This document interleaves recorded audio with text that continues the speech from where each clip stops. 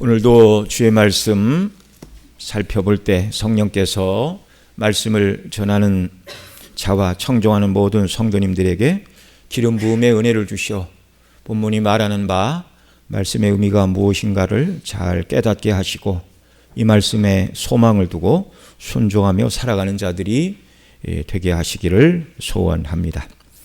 지난주까지 3시간에 걸쳐 살펴본 12장에서는 에덴에서 아담과 하와를 유혹하여 선악을 알게 하는 나무의 실과를 따 먹고 인류를 타락으로 떨어지게 한 사단 마귀가 여전히 하나님의 택한 백성들을 향하여 영적인 싸움을 지속하고 있다는 것을 살펴보았습니다.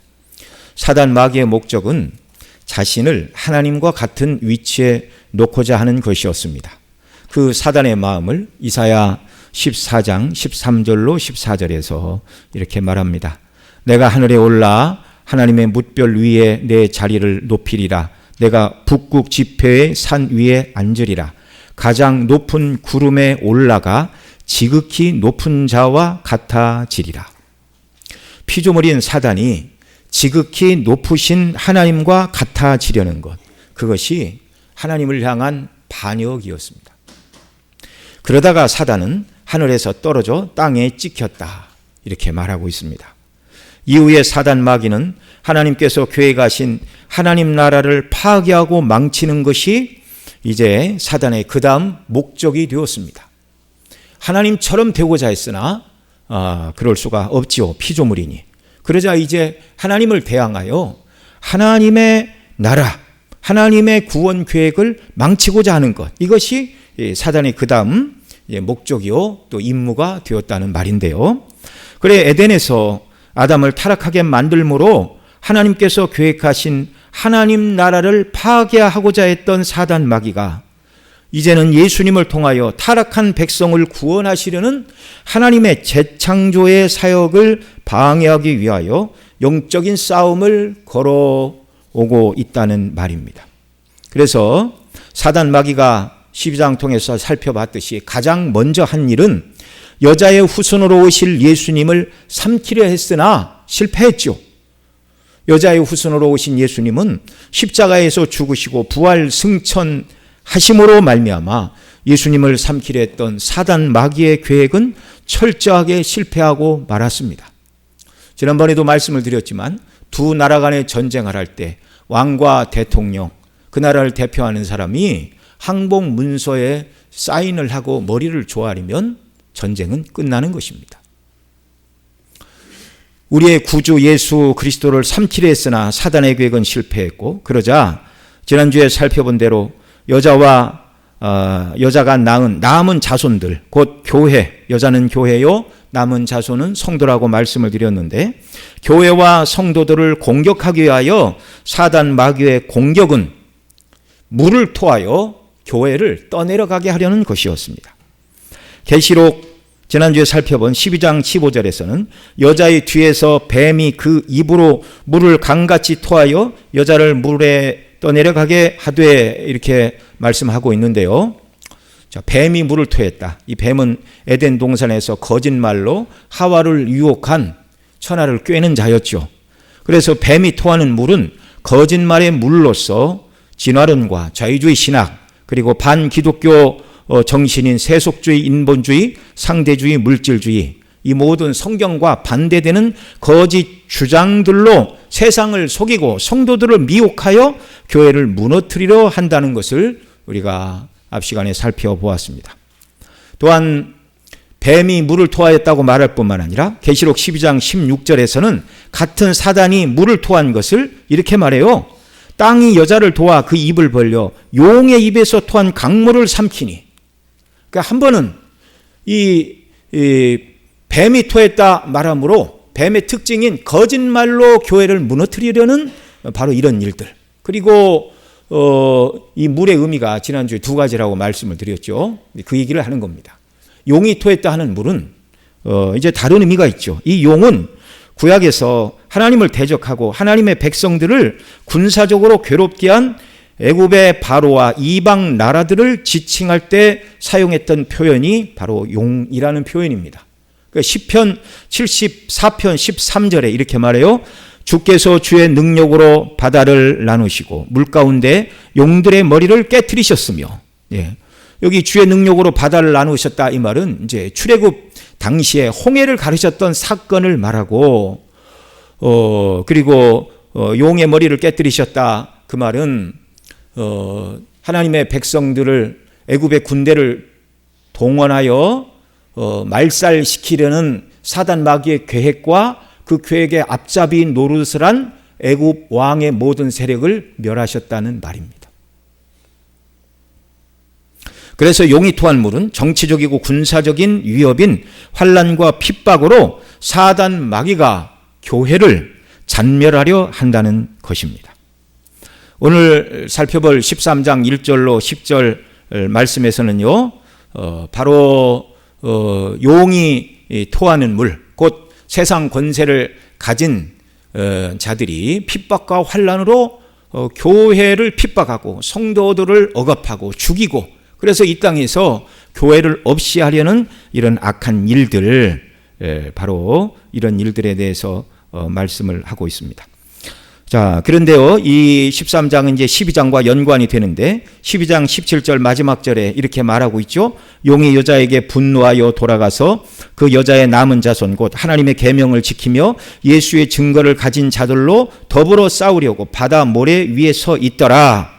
이렇게 말씀을 하고 있습니다. 그런데 헬라어 성경에서는요, 요한계시록 12장 18절까지 있습니다. 근데 그 18절의 내용이 무엇이냐면 우리 성경에서는 17절로 다 포함해 놓은 17절의 마지막 분 바다 모래 서 있더라 라는 이 말이 이제 헬라 성경에서는 12장 18절로 그래서 그가 그 모래 그 바다 위에 서 있더라. 이게 이제 헬라 성경 계시록 12장 18절이고요. 영어 성경 NIV와 킹 제임스 버전에서는 헬라어 성경에 있는 12장 18절에 있는 그래서 그가 그 용이 바다 모래 위에 서 있더라는 이 말을 계시록 13장 1절에다가 이렇게 편입을 시켰어요. 우리 한글 성경과는 좀 다릅니다. 그래서 영어 성경을 보면 그리고 그 용이 바닷가에 서 있더라. 그리고 내가 보니 짐승이 바다로부터 올라오더라. 이렇게 말하고 있습니다. 12장과 13장은 계속되는 이야기를 하고 있어요. 12장에서 말했던 얘기를 더 자세하게 설명을 해주는 그런 내용들입니다. 자, 이 12장과 13장이 계속되는 문맥 속에서 교회를 무너뜨리고 성도들을 낙심시키려는 사단 마귀 곧 붉은 용이요 거짓의 아비인 옛 뱀이 어떤 방식으로 교회와 성도들을 공격하는지를 오늘 계시록 13장이 말하고 있습니다. 여러 번 13장의 내용이 크게 두 단락으로 나눠진다는 걸 여러 번 말씀을 드렸죠. 1절로 10절은 바다에서 나온 짐승, 이 바다는 세상을 상징하고 그 짐승은 세상의 왕이나 왕국이나 세상 나라들을 상징하는 것이다. 그러니까 이 세상 나라가 모든 시대의 세상 나라가 다 복음을 핍박한 것은 아니지만 그러나 항상 그 정신과 원리는 그러하다는 것이고요. 그 다음에 11절로 18절에서는 이 바닷물에 서 있던 이 용 사단 마귀가 땅으로부터 또 다른 짐승을 불러내는데 이 두 번째 짐승은 종교적인 성격을 띠고 있는 그런 마귀의 수하다라는 걸 여러 번 말씀을 드렸습니다. 그래서 환난과 핍박, 칼과 무기로 교회를 핍박하는 세상 권세를 가진 그런 바닷짐승의 핍박도 엄청나게 크고 두려운 것이지만 거짓말로 비진리와 거짓말로 성도들을 미혹하는 이 땅에서 나온 짐승으로 말미암은 공격도 정말 교회에 큰 해를 끼친다는 것을 우리가 기억을 해야 됩니다. 뒤에 가서도 살펴보겠지만 사단 마귀는요 바다에서 불러낸 짐승 그리고 땅에서 불러낸 이 짐승을 통하여 교회를 핍박하고 있는데 이것은 삼위 하나님을 흉내내는 모습이에요. 성부, 성자, 성령께서 합력하여 창조하시고 또 사단 마귀가 사람을 타락하게 하여 어지럽힌 그 죄악에 떨어진 인생들을 삼위 하나님께서 구원 계획을 가지고 구원하시는 일을 이루어 나가시는데, 사단은 정반대로 자기가 바다에서 불러낸 짐승과 땅에서 불러낸 짐승을 가지고 세상 권세와 종교적인 권세를 가지고 하는 일이 무엇이라고요? 마귀가 삼위일체 하나님을 흉내내면서 주님이 피로 값주고 사신 주님의 몸된 교회를 무너뜨리고 성도들을 미혹하려 하는 일에 전심전력을 다한다는 말입니다. 자, 그러면 용이 짐승을 불러낸 바다의 의미를 세상이라고 말씀을 드렸는데, 성경에서는 어떻게 말씀을 하는가 좀 더 살펴보겠습니다. 에스겔 32장 2절로 3절 우리 같이 읽겠습니다. 시작. 인자야, 너는 애굽의 바로 왕에 대하여 슬픈 노래를 불러 그에게 이르라. 너를 여러 나라에서 사자로 생각하였더니 실상은 바다 가운데에 큰 악어라. 강에서 튀어 일어나 발로 물을 휘저 그 강을 더럽혔도다. 주 여호와께서 이같이 말씀하셨느니라. 내가 많은 백성의 무리를 거느리고 내 그물을 내 위에 치고 그 그물로 너를 끌어오리라. 여기서 하나님께서는 선지자를 통하여 애굽 왕 바로를 바다 가운데 누워있는 큰 악어라고 부르십니다. 하나님을 대적하는 애굽을 곧 세상 나라죠. 이 세상 나라를 바다라 부르시고 그것에 통치하며 하나님을 대적하는 악한 권세를 가진 자를 지금 악어다 이렇게 말씀하고 있다는 말입니다. 여러분, 성경에서 등장하는 강과 바다에서 구약 성경에 보면 욥기를 비롯해서 악어, 리워, 야단, 나합 이런 표현들이 여러 번 등장을 합니다. 그러니까 용, 곧 사단 마귀가 사용하는 인간 편의 종들로서 세상의 나라와 권세를 잡은 왕들을 성경에서는 악어, 리워, 야단, 라합, 그들의 뒤에 있는 사단 마귀요, 또 그들이 사단 마귀가 붙들어 쓰는 이런 자들을 통칭해서 짐승 이렇게 말을 하는 것이죠. 자, 성경이 말하는 바다는 하나님을 대적하는 세상, 곧 영적으로 죽은 자들이 활동하는 것을 성경은 바다라 이렇게 말을 합니다. 계시록 4장 6절 우리가 살펴보면서 하나님의 보좌 앞에 바다가 있어요. 그런데 그 바다는 어떤 바다라고 우리가 살펴보았지요? 수정과 같은 유리바다라고 살펴보았습니다.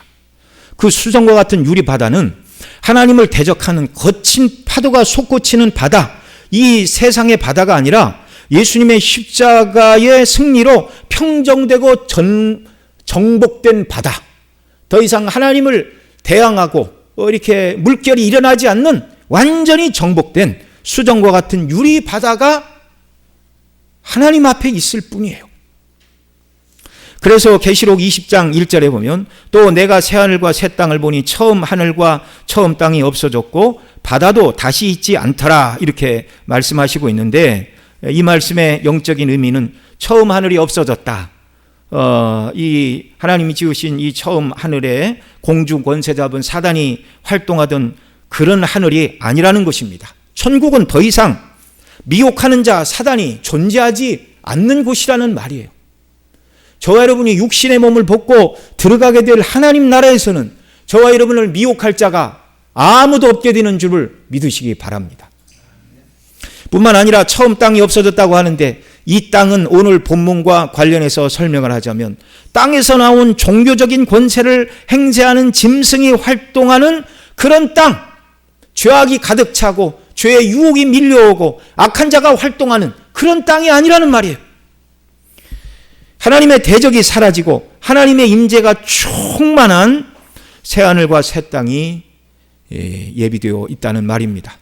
그리고 바다도 다시 있지 않더라고 말씀하는데, 하나님을 대적하는 세상 나라, 곧 세상 권세를 가지고 하나님을 대적하여 신성을 모독하고 하나님을 모독하고 성도들을 핍박하는 사단의 하수인인 악한 세상의 권세를 가지고 교회를 핍박하고 성도들을 고통스럽게 하는 짐승들이 더 이상 나오지 않는 정복되고 평정된 바다, 그런 바다도 다시 없고 수정과 같은 유리바다만 있을 뿐이라고 성경은 우리에게 말씀을 합니다.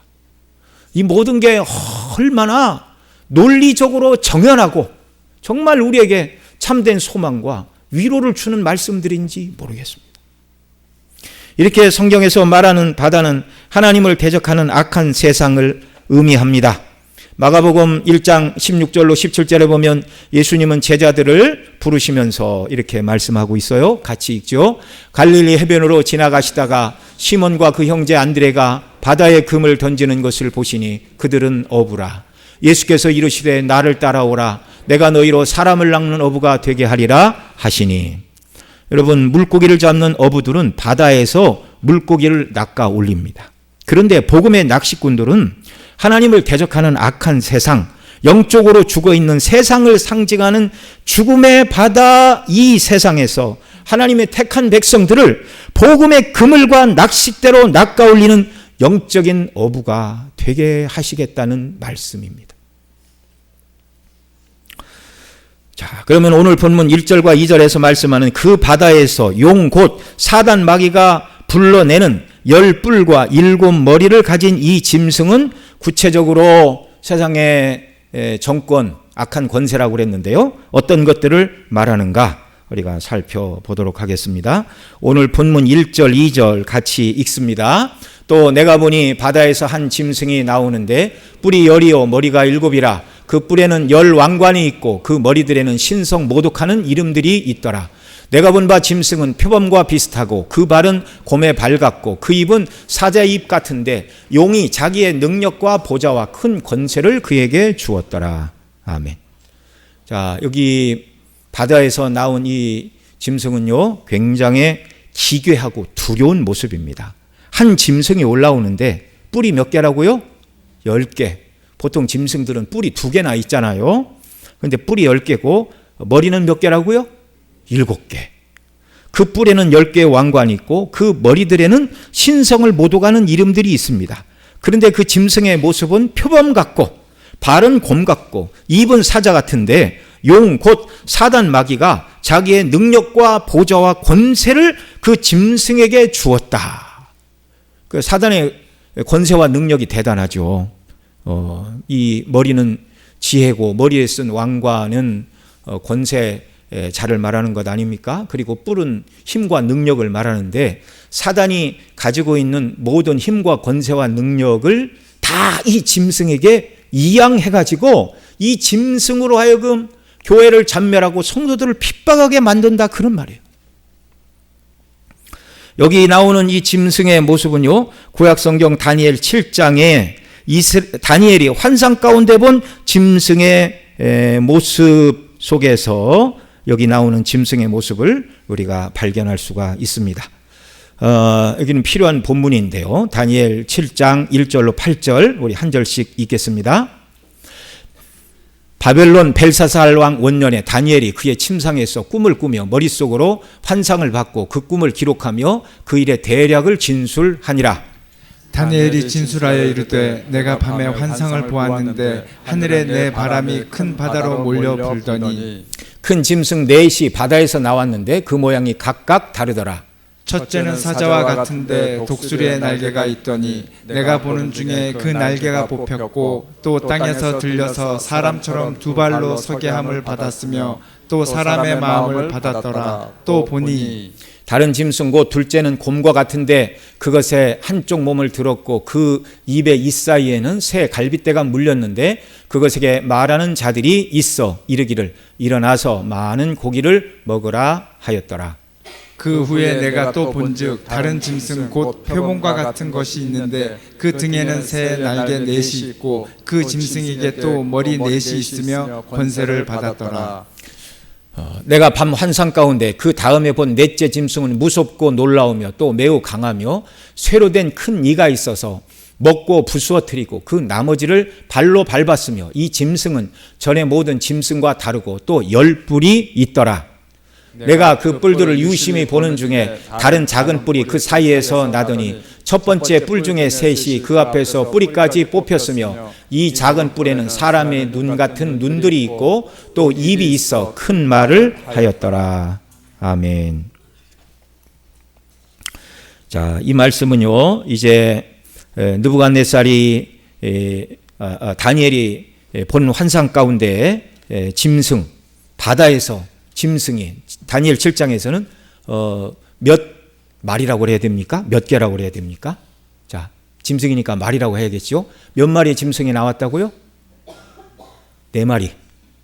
그런데 첫째 짐승은 쭉 얘기를 하죠. 사자 같고, 둘째는 곰 같고, 셋째는 표범 같고, 넷째는 사납고 무서운 짐승이다. 예. 그리고 근데 이제 역사 속에서 이 짐승들은 세상에 일어날 이제 권세자들과 나라들을 말하는 것입니다. 그러니까 다니엘 2장에 보면 다니엘 느부갓네살 왕이 한 꿈을 꾸었어요. 큰 신상을 보았어요. 근데 자기도 꿈을 꾸고 잊어버려서 다 박사들을 모아놓고 내가 꾼 꿈이 무엇이고 그 꿈의 해석이 무엇이냐 맞춰라. 못 맞추면 다 죽인다. 이렇게 위협을 했습니다. 그때 다니엘도 죽을 위기에 있었는데 하나님께 기도하고 하나님 주시는 지혜 가운데 그가 꾼 꿈과 그 내용을 말하죠. 왕이 꿈속에서 큰 신상을 보았습니다. 머리는 금이요, 가슴과 양팔은 은으로 되어 있고 배와 넓적다리는 구리로 되어 있고 두 종아리는 철로 된 신상을 보셨습니다. 그러자 생각이 나죠. 그렇다. 어떻게 알았냐? 하나님 나에게 가르쳐 주셨습니다. 그게 뭐냐면 금머리는 바벨론이고 그 다음에 은으로 된 두 팔이 있는 곳, 두 나라로 된 메데 바사, 그 다음에 구리로 된 넓적다리는 그 다음에 일어날 헬라를 말하는 것이고 철로 된 두 종아리는 이제 뭐 동로마, 소로마로 나뉘어지길 이제 노마 제국을 상징하는 것. 금머리는 왕이요, 왕의 이후에 그보다 못할 나라가 은과 같은 나라가 나타날 것입니다. 그래서 다른 해석을 할 수가 없이 그 금신상의 머리는 바벨론, 은으로 된 가슴과 양팔은 메데 바사, 그 다음에 배와 넓적다리에 구리로 된 것은 헬라, 그 다음에 철로 된 종아리는 노마라는 것입니다. 다니엘 7장에 보고 있는 이 짐승의 모습이 다니엘 2장에 느부갓네살에게 하나님이 보여주셨던 환상과 같은 것을 한 번은 신상의 모습으로 한 번은 짐승의 모습으로 보여주신 거예요. 그래서 바다에서 올라온 첫 번째 짐승은 사자 같다. 이건 바벨론을 말하고 그 다음 곰 같다 말하는데 이건 메데 바사를 말하는 것이고 세 번째 표범 같다 말하는데 이 표범은 헬라를 말하는 것이고 마지막에 두렵고 무서운 짐승은 역시 노마를 말하는 것입니다. 예. 자, 그런데요, 그러고 이제 다니엘 7장 17절에서 그 짐승들이 뭔가 분명히 말씀하시죠. 이 네 큰 짐승은 세상에 일어날 네 왕조, 큰 나라들이다. 라고 아주 명확하게 다른 해석을 할 수 없도록 분명하게 설명을 해 주고 계십니다. 자, 그런데 오늘 본문에 기록된 계시록 13장 1절로 2절에 기록된 바다에서 나온 짐승은 넷이 아니라 몇이었어요? 한 짐승을 보았는데 이렇게 말하고 있어요. 그런데 이 한 짐승 속에 다니엘 7장이 말하고 있는 네 짐승의 모든 요소가 다 들어가 있습니다. 그러니까 지금 요한 사도가 편지를 쓰고 있는 이 당시는 로마가 통치하는 시대이니까 다니엘이 본 환상으로 얘기를 하면 철로 된 종아리의 나라의 시대요, 짐승으로 얘기를 하면 사납고 무서워서 10뿔이 있고 또 새로운 뿔이 나오자 새 뿔이 빠지는데 새로 나온 뿔은 눈도 있고 입도 있어서 말도 하더라고 말하는 그 로마 시대를 살고 있는데, 그런데 바로 그거라고 말하지 않고 계시록 13장 1절로 2절에서는 지금 말씀드린 대로 다니엘 7장에서 말한 바다로부터 올라온 네 가지 짐승의 모든 특징을 다 가지고 있는 한 마리 짐승이에요. 자, 그게 뭐냐면 바로 거기에서 올라온 짐승의 모습이 뭐라고 그랬어요? 표범 같은데 발은 곰 같고 입은 사자와 같다. 그러니까 거기 나온 짐승들 아주 사납고 무서운 네 마리의 짐승을 다 말하는 것이고요. 그 다음에 더 나아가서 뭐라고 그랬습니까? 이 짐승에게 머리가 몇 개라고 그랬어요? 7이라고 그랬어요. 머리가 7. 그런데 다니엘이 7장에서 본 환상 가운데 머리가 7인 짐승은 없었습니다. 그러니까 세 번째 짐승 표범만 머리가 넷이더라. 그렇게 다니엘 7장 6절에서 말하고 있어요. 그러니까 표범의 머리가 넷이고 그 다음에 첫 번째 사자, 두 번째 곰, 마지막에 사납고 무서운 짐승의 머리가 3개라면 3 플러스 4 하면 머리가 몇 개가 되는 거예요? 7개가 되는 거예요. 7개가. 그래서 지금 이 다니엘이 요한 사도가 보고 있는 바다에서 올라온 이 짐승의 모습은요, 바벨론, 아수르, 메데바사, 뭐 이런 헬라 그리고 로마의 통치자들이 가지고 있던 모든 특징을 다 갖춘 악한 정권이 일어나게 된다. 로마 시대뿐만이 아니라 그래서 이 짐승이 활동하는 기간을 5절에서는 뭐라고 그래요? 이 짐승이 과장되고 신성 모독하는 말하는 입을 받고 몇 달 동안 일할 권세를 받았다고요? 42달. 여러분, 우리가 이 42달은 여러 번 들어서 잘 알고 있죠? 42달과 같은 기간이 날수로 얘기하면 얼마입니까? 1260일. 연으로 얘기하면 3년 반, 한때, 두때, 반때. 그때가 어느 기간이라고 그랬어요? 그리스도의 초림부터 재림 기간.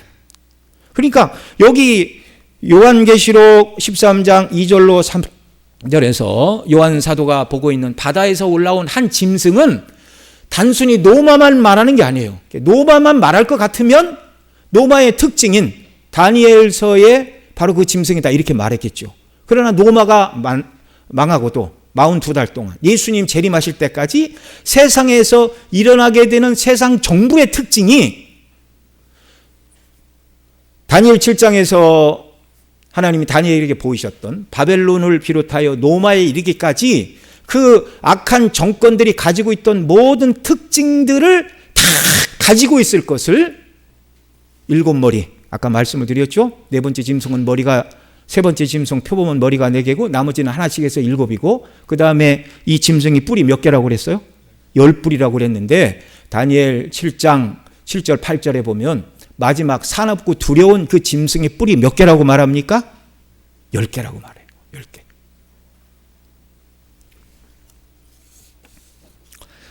자, 그래서 42달 1260일 3년 반의 기간인 초림부터 재림의 기간 동안 사단 마귀가 바다에서 불러낸 과거로부터 있었던 두려운 짐승들의 특징을 지닌 이 짐승을 동원하여 머리가 7이요 뿔이 10개인 이 짐승들을 동원하여 예수님 오실 때까지 교회와 더불어 전쟁을 벌이고 성도들을 핍박하고 죽이는 일까지 서슴지 않게 된다는 말입니다.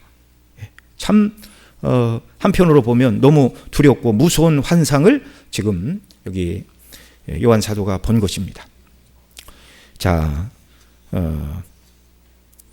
그러나 여러분, 이 짐승이 온전수요 완전수인 7과 10, 7이 완전수요 온전수인 것은 뭐 너무 잘 알고 있죠.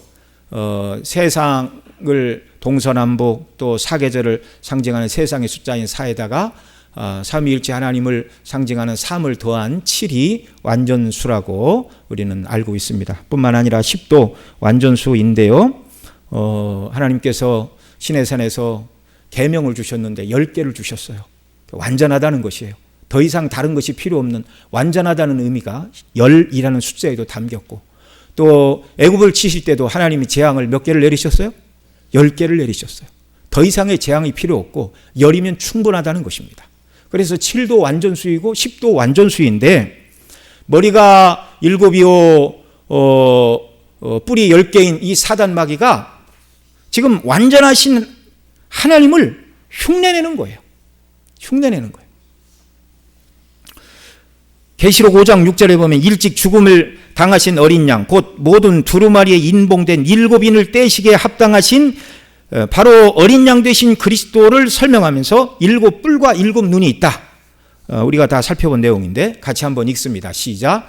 내가 또 보니 보좌와 내 생물과 장로들 사이에 한 어린 양이 서 있는데 일찍이 죽임을 당한 것 같더라. 그에게 7뿔과 7눈이 있으니 이 눈들은 온 땅에 보내심을 받은 하나님의 7영이라. 자, 어린 양 되신 예수 그리스도, 승리하신 예수님에게 뿔이 몇 개라고요? 7개. 완전한 권세. 이 사단 마귀도 흉내를 내서 머리가 7이고 뿔이 10이라는 것은 지금 이 서두에도 말씀을 드렸지만 삼위일체 하나님이 합력하여 창조하시고 사단이 어그러뜨린 이 타락한 세상에 삼위 하나님이 합력하여 재창조를 이루시는 이 일을 행하고 계시는데, 사단 마귀도 바다에서 자기 짐승을 부르고 땅에서 짐승을 불러 악의 삼위일체가 되어 마치 자기가 완전하시고 전능하신 하나님인 것처럼 자기를 흉내내면서 교회를 핍박을 하고 있다는 말입니다. 그러니까 성도들이 세상에서 당하는 이 핍박과 어려움은 그렇게 그냥 마음 놓고 있어도 너끈히 이기는 그런 시험과 어려움들이 아니라는 것을 우리가 꼭 기억을 해야 한다는 말입니다. 고린도후서 11장 14절에서는 이렇게 말해요. 이것은 이상한 일이 아니니 사단도 자기를 광명의 천사로 가장하니라. 그러니까 믿지 않는 세상 사람들에게 있어서 이 사단 마귀는 하나님과 같은 존재로 자신을 거짓으로 꾸미고 위장하여 사람들을 미혹하고 또 이 대단한 권세를 가진 것처럼 성도들을 억압하고 있다는 것입니다. 그러나 이 모든 것은 다 가짜예요. 가짜. 이 짐승이 하나님처럼 자신을 꾸미고 가장하는 일이 7머리와 10뿔에만 있는 것이 아니라 1절 하반절에 보면 그 머리들에는 신성 모독하는 이름들이 있더라 이렇게 말하고 있어요. 여러분, 신성 모독이 뭡니까? 하나님을 모독한다 그 말이잖아요. 그러니까 하나님이 아닌 자에게 하나님의 이름과 존귀와 영광을 돌리는 것을 신성 모독이다 이렇게 말하는 거예요. 그러니까 이 머리들의 피조물이요 악한 자임에도 불구하고 자기가 하나님이라고 이름을 써붙이고 다니고 성도들을 그렇게 미혹한다 그런 말입니다.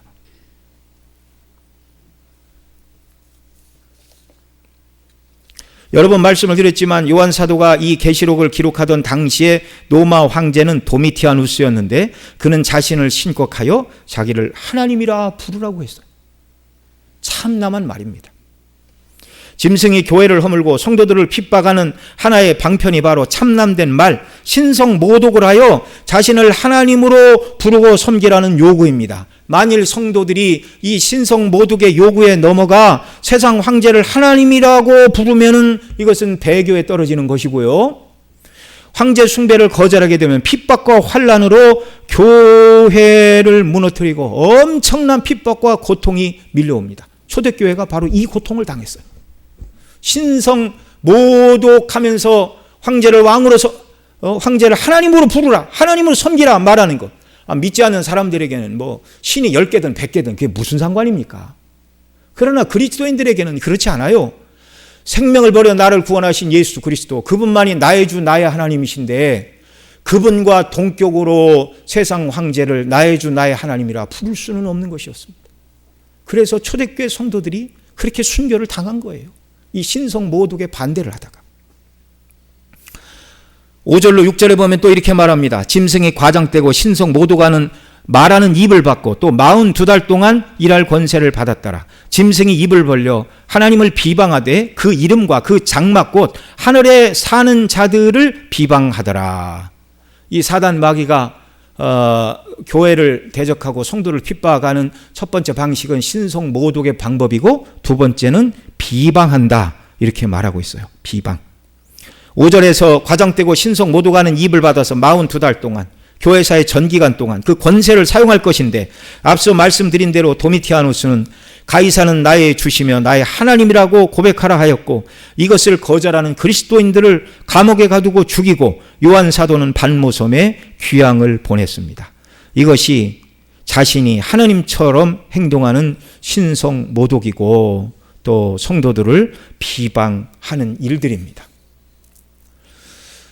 6절에 보면 짐승이 입을 벌려 하나님을 향하여 비방하되 그의 이름과 하나님의 이름이죠. 또 그의 장막고 하늘에 사는 자들을 비방하더라. 두 가지를 비방을 해요. 하나님을 비방했다. 그러니까 앞서 말씀드린 대로 자신을 하나님이라고 말하는 것 자체가 영광스러운 하나님을 피조물인 자신의 수주로 끌어내리는 이게 하나님을 비방하는 거예요. 이게. 그리고 그의 장막 곧 하늘에 사는 자들을 비방하더라. 그의 장막. 이게 장막은 하나님의 임재하시는 곳을 말하고 그 장막 안에는 하나님의 백성들이 거하는 곳이죠. 그래서 그의 장막곧 하늘에 사는 자들을 비방하더라 이렇게 말하고 있습니다. 여러분, 여기 하늘에 사는 자들은 천국에 있는 자들을 말하는 게 아니에요. 하늘에 있는 자들의 반대말은 우리 8장 공부하면서 화로다, 화가 땅에 사는 자들에게 있으리로다 라는 그 말씀을 우리가 살펴보면서 땅에 있는 자들의 반대말이 하늘에 있는 자들이라는 말씀을 8장을 살펴보면서 말씀을 드렸습니다. 땅에 있는 자들은 누구라고요? 구원받지 못한 그리스도 밖에 있는 자들. 그 반대말이 하늘에 있는 자들인데, 하늘에 있는 자들이라는 말은 누구라고요? 구원받아 천국에 있는 자들이 아니라 이 땅에 살아가지만 구원받은 하나님의 백성들을 하늘에 사는 자들이다, 그렇게 말해요. 에베소서 2장 5절로 6절에서 사도 바울은 이렇게 말합니다. 허물로 죽은 우리를 그리스도와 함께 살리셨고 너희는 은혜로 구원을 받은 것이라. 또 함께 일으키사 그리스도 예수 안에서 함께 하늘에 앉히시니. 여러분, 저희들이 구원받고 즉시로 천국에 갔습니까?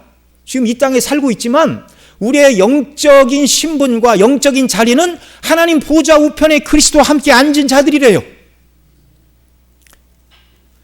그래서 바울 사도는 예수 안에서 함께 하늘에 앉힌 바라 말하고, 요한 사도는 우리를 향하여 하늘에 사는 자들이라 이렇게 말합니다.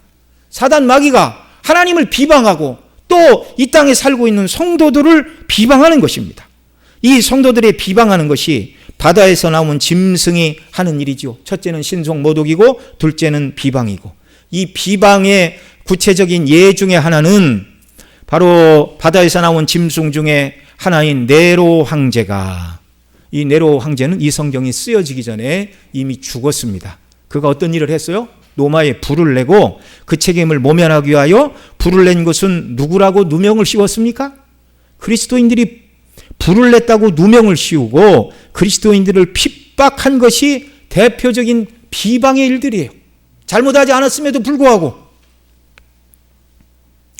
죄가 없는 그리스도인들을 고소하고 방해하는 행동, 이것이 하늘에 사는 자들을 비방하는 그런 행동입니다. 자, 이 용과 바다에서 나온 짐승이 하나님을 흉내내는 것이 이뿐만이 아니라 3절로 4절에 보면 죽었다가 다시 사신 예수님을 흉내내고 있어요. 예수님이 죽었다가 다시 사시자 하나님이 그 예수님을 어떻게 하셨어요? 지극히 높여 모든 이름 위에 뛰어난 이름을 주사 하늘과 땅에 있는 모든 자들로 그 발 아래 무릎을 꿇게 하시는 가장 존귀한 권세와 영예를 주셨어요. 그래서 부활 승천하신 우리 구주 예수 그리스도는 하늘 보좌 우편에서 지금 만왕의 왕으로 통치하고 계십니다. 그런데 이 사단 마귀가 또 이것을 흉내내고 있어요. 3절 4절 한 번 더 읽죠. 그의 머리 하나가 상하여 죽게 된 것 같더니 그 죽게 되었던 상처가 나음에 온 땅이 놀랍게 여겨 짐승을 따르고 용이 짐승에게 권세를 주므로 용에게 경배하며 짐승에게 경배하여 이르되 누가 이 짐승과 같으냐, 누가 능히 이와 더불어 싸우리요 하더라. 여기 3절에 머리 하나, 곧 한 왕, 한 나라가 완전히 망하고 죽은 것 같은데 상처가 나았다. 죽었다가 다시 살아나신 예수님을 흉내내고 있어요. 죽었다가 머리 하나가 다시 살아나자 온 땅이 놀라서 따르는데, 그러자 이 용은 짐승에게 권세를 줍니다. 권세를 주어서 용과 짐승을 경배하게 하고 그 다음에 이 짐승에게 영광을 돌리게 해요. 누가 이 짐승과 같으냐, 누가 이와 더불어 싸우리요. 원수 마귀를 이기신 하나님께만 돌려야 될, 누가 이 짐승과 같고 누가 능히 이와 더불어 싸우리오라는 말은요, 하나님께만 돌려야 될 표현이에요. 하나님 아버지께서는 십자가에서 죽으시고 부활하사 승천하신 예수님을 지극히 높이사 모든 이름 위에 뛰어난 이름을 주시고 모든 무릎이 예수의 이름 앞에 무릎을 꿇게 하신 것을 지금 흉내내면서 하나님을 대적하고 있다라는 말입니다.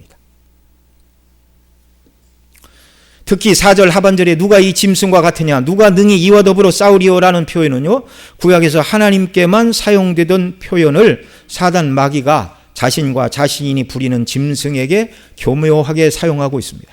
출애굽기 15장 11절에 보면 모세가 홍해에서 그 백성을 구원하신 하나님을 찬양하며 이렇게 노래하고 있어요. 같이 읽습니다. 여호와여, 신들 중에 주와 같은 자가 누구시니까? 주와 같이 거룩함으로 영광스러우시며 찬송할 만한 위엄이 있으며 기이한 일을 행하는 자가 누구니까? 누가 이 짐승과 같고 누가 능히 더불어 싸우리요? 이건 짐승에게 붙일 수 있는 존귀의 표현이 아니에요. 하나님께만 돌려야 될 표현을 짐승과 사단 마귀가 가로채고 하나님인 것처럼 흉내내면서 세상을 통치하고 성도들을 압박한다라는 말입니다. 그런데요, 이 짐승이 하나님을 흉내어 참남한 말을 하고 신성을 모독하고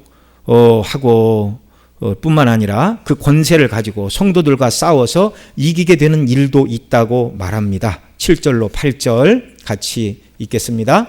또 권세를 받아 성도들과 싸워 이기게 되고 각 족속과 백성과 방언과 나라를 다스리는 권세를 받으니 죽임을 당한 어린 양의 생명책에 창세 이후로 이름이 기록되지 못하고 이 땅에 사는 자들은 다 짐승에게 경배하리라. 여기 짐승이 성도들과 싸워서 이기게 되고 생명책에 이름이 기록되지 못한 자는 다 짐승에게 경배하게 된다, 이렇게 말씀하시고 있어요. 7절에서 권세를 받아 성도들과 싸워 이기게 된다.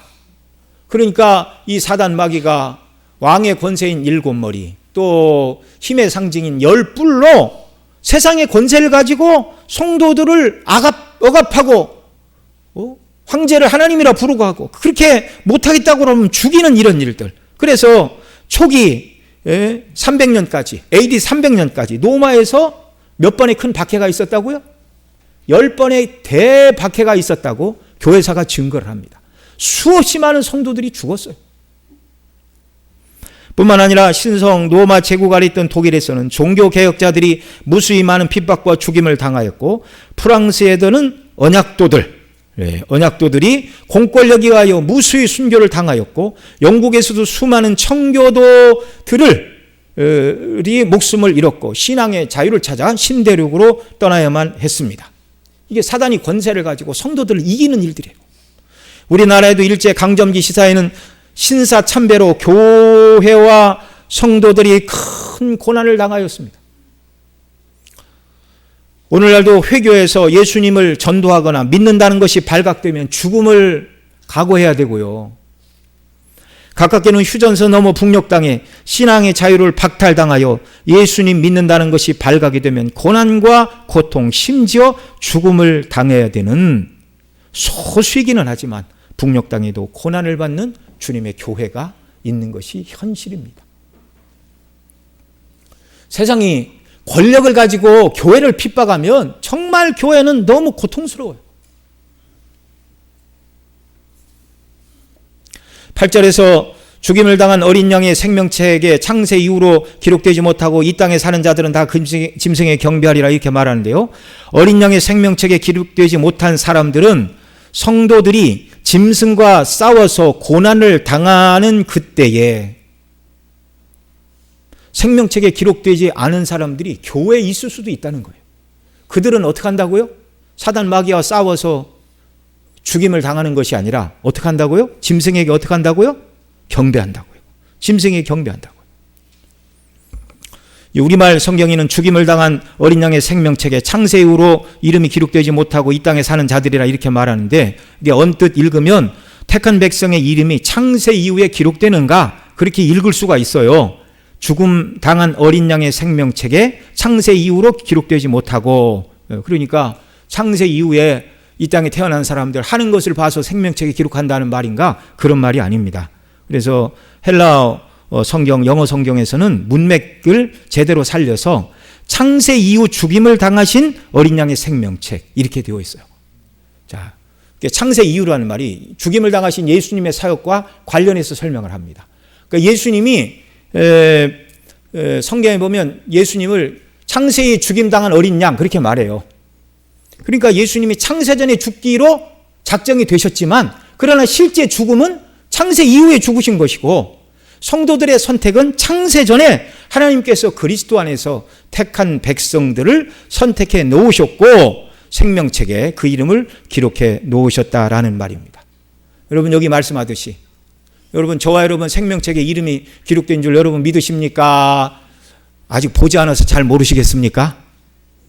믿습니다. 그걸 어떻게 알아요? 누구든지 성령으로 아니하고는 예수를 주라 시인할 수 없느니라. 내가 예수님을 나의 주로 시인하고 정말 예수님이 나 같은 죄인을 위해 대속의 피를 흘리시고 죽으신 것을 믿습니다라고 진정으로 고백하는 건 사람의 지혜와 머리로 하는 일이 아니라 하나님의 성령님의 감동과 구원하시는 중생의 역사로만 이런 고백이 우리 입에서 터져나오는 거예요. 이런 고백을 하는 사람은 어린 양의 생명책에 이름이 어떻게 된 사람이라고요? 기록된 사람이라고요. 어린 양의 생명책에 이름이 기록된 이 사람은 짐승에게 경배한다고요? 안 한다고요? 안 한다고요. 비록 사단 마귀가 바다에서 올라온 짐승의 막강한 권세로 성도들을 핍박하고 죽이는 일이 있어서 순교는 당할지언정 짐승에게 경배를 하지 않는다는 것입니다.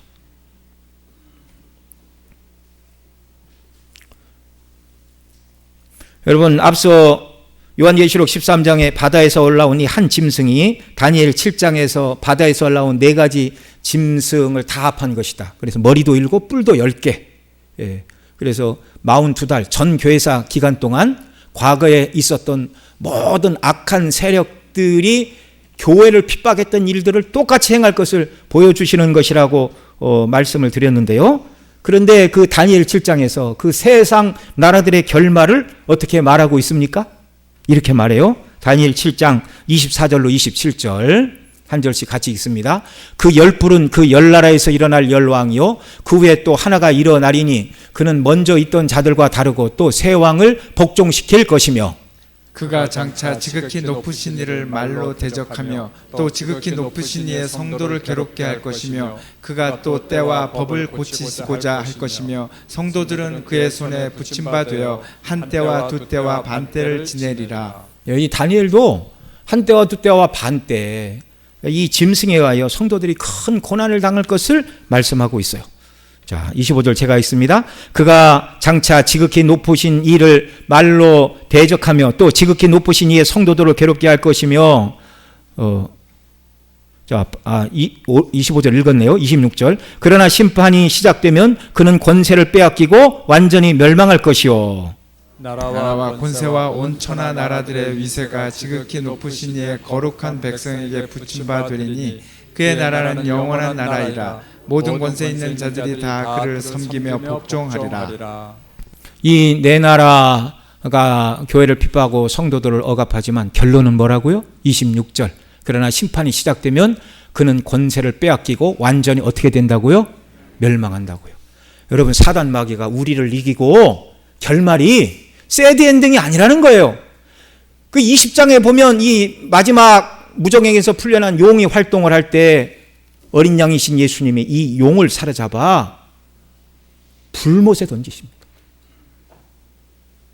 27절 여기 다니엘 7장 27절 뭐라고 그래요? 나라와 권세와 온 천하 나라들의 위세가 지극히 높으신 이의 거룩한 백성에게 붙임바 되리니 그의 나라는 하나님의 나라죠. 영원한 나라이며 모든 권세 있는 자들이 다 그를 섬기며 복종하리라.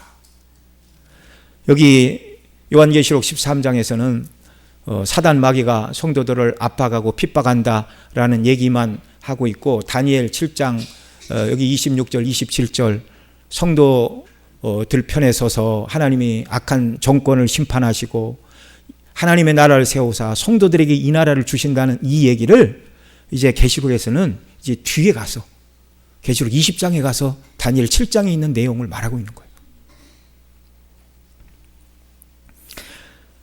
이렇게 하나님께서는요, 궁극적인 그리스도 안에서 승리를 이루시고 최후 승리를 저와 여러분 모두에게 부어주신다는 이 분명한 사실을 여러분 깨달으시고 믿으시기 바랍니다. 두려워하지 마세요. 염려하지 마세요. 우리가 할 일은 그리스도를 온전히 붙들고 신뢰하는 것입니다. 그래서 성도들에게는요, 두를 귀와 믿음과 인내가 필요합니다. 9절로 10절 말씀 같이 읽습니다. 시작. 누구든지 귀가 있거든 들을지어다. 사로잡힐 자는 사로잡혀 갈 것이요 칼에 죽을 자는 마땅히 칼에 죽을 것이니 성도들의 인내와 믿음이 여기 있느니라. 이 9절에서 들을 귀 있는 자는 들으라 하시는데 성경이 말하는 그리스도인들의 자리는요, 잘 들어야 돼요. 우리가 예수 믿으면 원하는 복을 받고 세상에서 명예와 권세를 얻고 원하는 모든 일을 다 이룰 수 있다. 성경은 그렇게 가르치지 않아요. 들을 귀 있는 자들에게 가르치는 복음의 말씀은 뭡니까? 예수 믿으면 고난받으나 최후 승리는 예수님을 믿는 우리의 것이고 세상은 잠깐 지나가고 영화로운 새하늘과 새 땅에서 영원토록 계속되는 영광의 나라가 우리의 본향인 것을 듣고 이것이 진리임을 깨닫고 비록 세상에서는 환난과 고난을 당하나 믿음을 지키고 주님을 따르는 것이 옳은 일이라고 가르치는 성경의 말씀을 들을 수 있는 귀를 가진 자들은 들으라는 말씀이에요. 저와 여러분 모두에게 이 귀를 주신 것을 인하여 하나님 아버지와 우리 주 예수 그리스도 성령님께 감사를 드립니다. 어떤 교회들은요, 예수님 믿으면 무조건 복 받고 병이 낫고 하는 일이 다 잘 된다, 그렇게 설교하고요. 예수님 믿어도 고난을 받을 수도 있고 예수님 닮아 무고히 고난을 받을 때 참고 인내하는 것이 하나님의 뜻이다, 이렇게 가르치면은요, 그 다음 주 성도들이 안 나오는 교회가 많아요. 참 우리 교회는 그런 분들이 한 분도 없는 것을 인하여 하나님 앞에 감사를 드립니다. 세상 복을 원하면 교회 밖으로 가야 돼요. 교회 밖으로. 일반 은총에 보면 세상이 다 있어요. 최고의 부자들이 믿는 사람입니까? 믿지 않는 사람들입니까? 믿지 않는 사람들이에요. 10절에서 들을 귀가 있는 성도들이 어떻게 살아가는지를 설명해 줍니다. 10절 한 번 더 읽죠. 사로잡힐 자는 사로잡혀 갈 것이요 칼에 죽을 자는 마땅히 칼에 죽을 것이니 성도들의 인내와 믿음이 여기 있느니라. 예. 어떤 분들은 이 구절을 사로잡는 자는 사로잡혀 갈 것이요, 그러니까 성도들을 사로잡는 악한 자들을 하나님이 심판하시고, 또 칼에 죽이는 자들은 마땅히 칼에 죽을 것이니 성도들을 죽이는 자들도 하나님의 칼에 죽는다, 이렇게 해석을 하는 경우도 있어요. 뭐 그렇게 성경을 해석해도 틀린 건 아닐 것입니다. 그러나 여기 들을 귀 있는 자는 들으라 말씀하시고, 사로잡혀 갈 자는 사로잡혀 갈 것이요 칼에 죽을 자는 마땅히 칼에 죽을 것이니라는 말씀, 그리고 성도들의 인내와 믿음이 여기 있다. 들을 귀와 믿음과 인내 사이에 사로잡혀 가고 칼에 죽는다는 말씀을 하는 것은 성도들이 그렇다는 거예요. 사단 마귀가 사용하는 바다에서 나오는 이 짐승의 권세 가운데 성도들 중에 바다에서 나온 짐승의 핍박과 짐승이 일으킨 전쟁 때문에 사로잡혀 감옥에 갈 자는 감옥에 가고 또 칼에 죽을 자는 죽을 수도 있다는 것입니다. 그게 앞서 말씀드린 초대교회의 수많은 핍박으로 순교한 자들. 여러분, 일곱 나팔 재앙을 여러 번 말씀을 드리면서도 그 재앙이 세상에 시행될 때 성도들을 피해가지는 않는다, 여러 번 말씀을 드렸죠. 육신적으로는 보호를 받지 못하나 영적으로는 보호를 받습니다. 그 재앙에 포함되어 성도들이 때로 고난을 받고 목숨을 잃기도 하지만 성도의 죽음은 성화의 무슨 단계요? 마지막 단계요. 영화의 시작이고, 세상은 잠깐이나 영화로운 영생의 천국을 하나님이 예비하시고 영원한 새하늘과 새 땅을 예비하시고 그 나라에 들어가 영생을 누리도록 저와 여러분을 그리스도 안에서 부르셨다는 말씀입니다. 여러분, 이런 핍박과 환난의 때가 지금은 아니에요. 그러나 언제 이런 환난과 핍박의 때가 밀려올지 우리는 알 수가 없습니다. 그래서 사도 바울은 디모데에게 디모데전서 2장 2절에 이렇게 말했어요. 임금들과 높은 지위에 있는 모든 사람들을 위하여 하라, 기도하라, 그 말입니다. 이는 우리가 모든 경건과 단정함으로 고요하고 평안한 생활을 하려 함이라. 기도해야 된다는 겁니다. 권세를 가진 자들이 하나님을 대적하고 악을 행하지 않음으로 말미암아 우리가 단정하고 평안한 가운데 하나님을 섬기는 이런 은혜를 우리가 사는 시대에 허락해달라고 저와 여러분 위정자를 위해서 날마다 기도해야 되는 거예요. 우리의 신앙을 지킬 수 있도록 정말 복음을 핍박하는 악한 정권이 들어서지 않도록 기도해야 된다는 말입니다. 자, 사로잡힐 자는 사로잡고 또 칼에 죽을 자는 죽는다 그랬는데요. 하나님께서 기뻐하시는 최고의 신앙의 단계는 예수 그리스도를 닮는 것이라고 여러 번 말씀을 드렸습니다. 하나님의 뜻이라면 무고히 고난을 당해도 예수 그리스도를 본받아. 여러분, 예수님이 뭐 죄가 하나라도 있어서 십자가를 달리셨어요? 저와 여러분의 죄를 대신 지시고 죽으셨잖아요. 그러나 그렇게 죽는 것이 아버지의 뜻이라면, 하나님의 뜻을 이루는 것이라면 기꺼이 당하겠습니다. 이게 예수님이 하나님 아버지께 최고로 순종하신 단계예요. 에베소서에서는 그리스도의 장성한 분량까지 성도들이 자라나야 된다고 말하는데, 저와 여러분이 자라나야 될 최고 단계의 그리스도의 장성한 분량이 하나님의 뜻이라면 제가 무고히 고난을 받으라 하시면 받겠습니다. 복음의 영광을 위하여 사로잡히라면 사로잡히게 하시고 칼에 죽으라면 죽는 은혜를 제게 주십시오. 두려워하지 말고 떨지 말고. 그러나 이런 은혜는 누구에게 주어요? 광야에 거하는 자에게. 계속 말씀드렸죠? 광야는 어디예요? 이 세상에서 나와, 그러니까 세상 중심의 삶을 추구하지 않고 광야는 가나안을 가는 과정이었어요. 천국을 바라보고 세상이 아닌 천국 바라보고 믿음으로 살아가는 그들에게 하나님이 광야에서 무엇과 무엇을 주셨다고요? 만나와 생수를 주셨습니다. 그 만나는 예수 그리스도요. 생수는 믿는 자들에게 역사하시는 성령님의 은혜라고 여러 번 말씀을 드렸습니다. 정말 예수님께 나아가서 그 십자가의 대속의 영광으로 충만하고 성령께서 그 놀라운 대속의 은혜를 우리 마음속에 불릴 듯 일으켜 주실 때, 오늘 본문 10절이 말하는 인내와 믿음을 끝까지 가지고, 성도들의 인내와 믿음이 여기 있느니라. 인내와 믿음으로 잡힐 자는 사로잡혀가고 칼에 죽을 자는 죽는다 할지라도 끝까지 인내와 믿음으로 하나님께 영광을 돌리는 자들, 이런 자들이 저와 여러분을 향한 하나님의 뜻이라는 말입니다. 요한복음 16장 33절 이렇게 말씀하셨어요. 이것을 너희에게 이르면 너희로 내 안에서 평안을 누리게 하려 함이라. 세상에서는 너희가 환난을 당하나 담대하라. 내가 세상을 이기었노라. 궁극적인 승리는 예수 그리스도이고 예수 그리스도 안에 있는 저와 여러분에게 승리를 주십니다. 이 승리를 하도록 그리스도 안에 거하는 자들에게 복음의 영광으로 충만하게 하시고 성령을 부어주셔서 모든 어려움을 이기고 하나님의 백성으로서 그리스도를 닮아 하나님의 뜻이라면, 무고히 고난을 받아도 아버지의 뜻이라면 이 길을 가는 자가 되게 하옵소서. 예수님 닮는 자가 되게 하옵소서. 이 믿음으로 고백하고 주께 나아가는 저와 여러분 모두가 되시기를 간절히 소원합니다. 함께 기도하겠습니다. 우리의 들을 길을 열어주셔서 복음의 영광으로 충만하게 하여 주옵소서.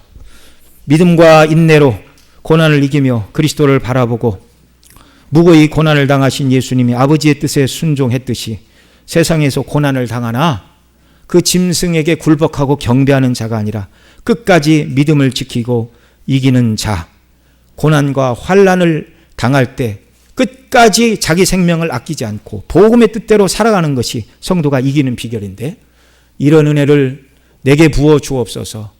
우리 가정에 부어 주옵시고 우리 교회에 부어 주옵소서. 우리 교회 출석하는 모든 성도들에게 이러한 은혜를 한량없이 부어 주옵소서. 우리 통성으로 간절히 기도드리겠습니다. 사랑하시는 아버지 하나님, 이 시간 주의 말씀 붙들고 기도합니다. 주여 우리에게 은혜를 주시옵소서. 악한 세상에서 사단 마귀가 짐승을 동원하여 신성을 모독하고 하나님과 성도를 비방하고 권세를 가지고 전쟁을 일으켜 성도들을 사로잡고 때로는 죽이는 일을 일으키는 영적인 전쟁의 터전에 주여 우리가 살아가고 있습니다. 주여 우리에게 은혜를 주옵소서. 들을 길을 열어 주셔서 복음의 영광으로 충만하게 하여 주옵소서. 광야로 나아가게 하시고 정말 광야에서 주시는 만나와 생수, 예수 그리스도가 우리의 양식이요 성령님이 우리의 능력이신데, 정말 복음의 영광으로 충만하고 성령 충만하여 인내와 믿음으로 고난을 이기고 그리스도를 바라보고 그리스도를 닮아 무고히 고난을 받으셨으나 불평하지 않으시고 아버지의 뜻에 순종하신 예수님을 닮고 죽기까지 순종하며 주의 뜻을 이루는 자들로 이 땅을 살아가는 자녀들 모두가 되도록 하나님 아버지 우리에게 은혜와 복을 더하여 주시고 영광을 나타내 주시고 권능으로 함께하여 주시옵소서. 존귀하신 우리 구주 예수님의 이름으로 기도드리옵나이다. 아멘.